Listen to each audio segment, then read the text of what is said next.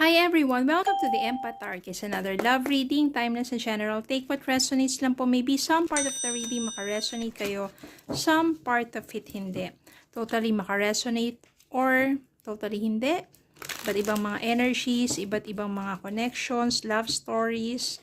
Kaya take what resonates lang po. Tignan natin ngayon anong love connections, mga aral at gabay sa buhay, pag-ibig, o nais iparating sa atin ng ating spirit guide.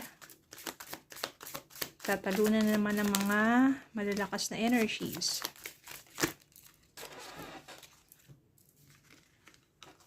So, hindi ako magbabasa ng reverse. Yan. Meron tayo ditong 9 of Cups. 10 of Cups. 4 of Cups.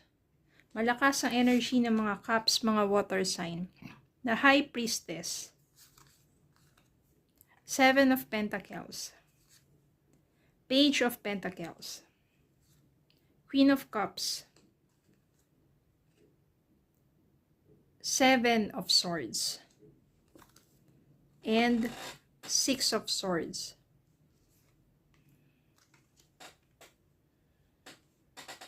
Meron ditong 7 of Swords, meron ditong 6 of Swords. So, ibig sabihin yan, ito 7 of Swords at saka 6 of Swords. So, meaning that your person, deceit, lies, trickery, cheating. No? Merong cheating na nangyari sa relasyon ninyong dalawa. Maybe your person cheated on you. Sinungaling, nanloko, nag-cheat sa'yo, person mo. Pero ang mabuti niyan, hindi naman to agad-agad, no? Parang dumating din yung point sa'yo na andito, 4 of Cups. No, parang dumating yung time na sabihin natin, naging stagnant ka.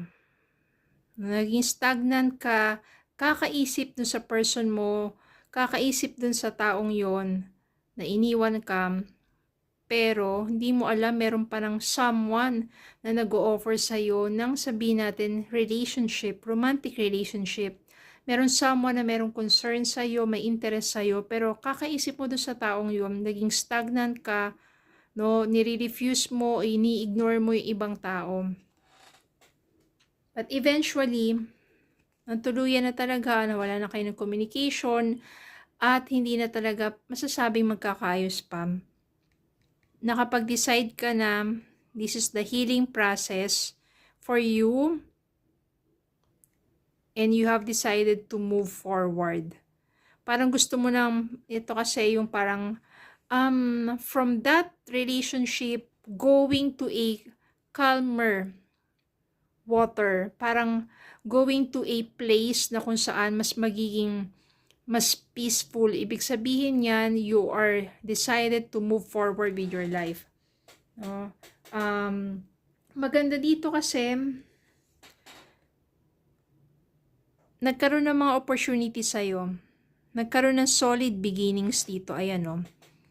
In order for you to set goals with your life. Dati kasi siguro, nakafocus lang ang sarili mo doon sa taong yun, siya yung naging sentro ng buhay mo, hindi mo alam, niloloko ka na lang pala. Pero ito, since nabigyan ng pagkakataon na sabihin natin magsimula ka muli sa sarili mo, mas nag-focus ka, nag-set ka ng goals mo, may mga new opportunities na dumating sa'yo.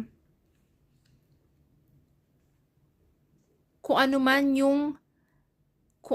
yung parang itinatanim mo, yung hard works mo, maaani mo yan. Because of 7 of Pentacles dito, ibig sabihin, eto na, no, parang napipaid off na lahat ng mga hard works mo. Nandiyan na yung reward mo.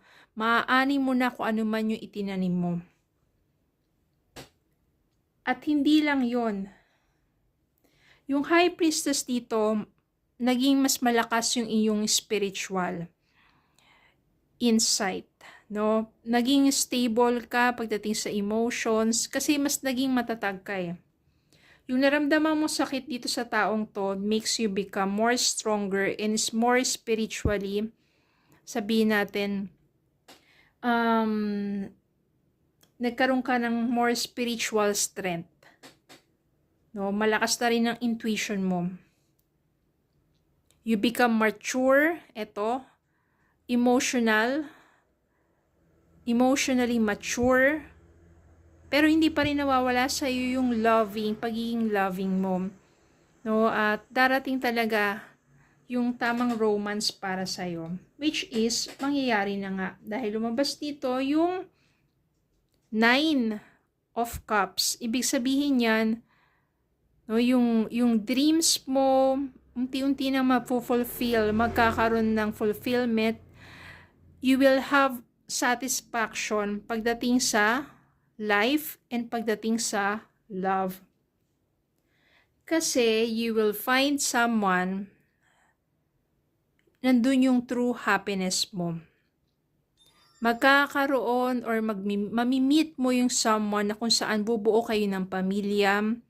Ayan, no, merong marriage, long-term ang inyong magiging relationship, magkakaroon ng stability. Kaya yung pain na naranasan mo do sa taong nanloko or nan-cheat sa'yo, yun din yung something that will transform you into someone who is emotionally mature. Kapag ganun kasi, mas pinapataas yan yung vibrations mo and you become more attractive and you will attract. Ikaw as mapagmahal na tao, ang ma-attract mo rin is yung mapagmahal na person na kung saan ito na yung magiging sabihin nating long-term relationship mo. Nandito yung marriage, nandito yung stability, dito yung joy, ito yung fulfillment of your heart's desire. Kaya naman, minsan, mahirap kapag nandiyan ka pa sa situation na kung saan you are heartbroken, pero mas mauunawaan mo yun kapag nalagpasan mo na yan. Sa umpisa talaga mahirap. Mahirap makatulog, mahirap maano yung sistema mo, na palagi nandun yung person mo, tapos kapag ka naghihiwalay na kayo, di ba? Palagi mo siyang naiisip, yung memories nyo together, so mahirap talagang balik-balikan, pero kapag naka-move forward ka na, kapag nasanay na at nakapag-decide ka na to totally move forward with your life, kaya mo yan. Makakamtan mo yung 10 of Cups, yung fulfillment, yung joy, o yung happiness na yan sa sarili mo with someone na karapat-dapat para sa'yo. Ganun talaga, sa umpisa, nagtiwala ka, nagmahal ka, nasaktan ka, pero hindi ibig sabihin yun forever ka masasaktan. Kasi, meron naman talagang, sabihin natin mga, kailangan pagdaanan. Diba, yung achievements na yan sa buhay mo, kahit hindi sa love, diba?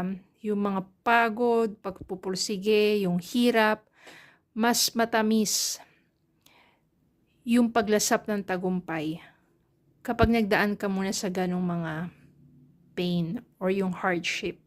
Ganon din sa love. Ang importante, don't give up. Patuloy ka lang sa buhay mo at patuloy ka maging mabuting tao. Huwag kang mag-curse. Huwag kang gagante, hayaan mo na lang ang universe gumawa ng kung ano man yung nararapat para sa kanila, sa mga taong nanakit sa'yo. Basta magpatuloy ka lang sa life mo, ibibigay din ng universe ang para sa'yo. Okay? So yun lang po. Maraming salamat po for watching. Please don't forget to like, share, comment, subscribe, follow me on Facebook, TikTok, and YouTube. Have a good day po and God bless.